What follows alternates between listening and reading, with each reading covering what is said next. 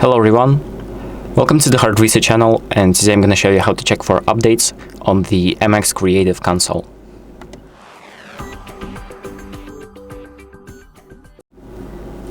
So if you want to update the firmware of your MX Creative Console, but you don't really know how, I'm going to show you how to do it. So the first thing that we're going to do is open up the Logi Options Plus app, and then make sure that both of the devices have been connected, so the dial pad and the keypad.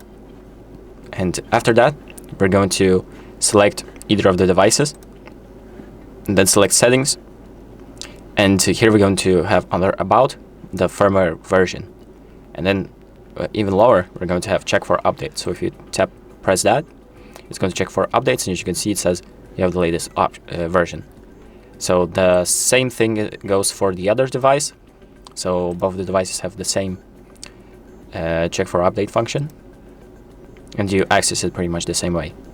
And here you can see the dial pad also has the latest version. But if it doesn't and it says that you need to update, just follow the instructions, follow the guide, and it's going to guide you through the updating process.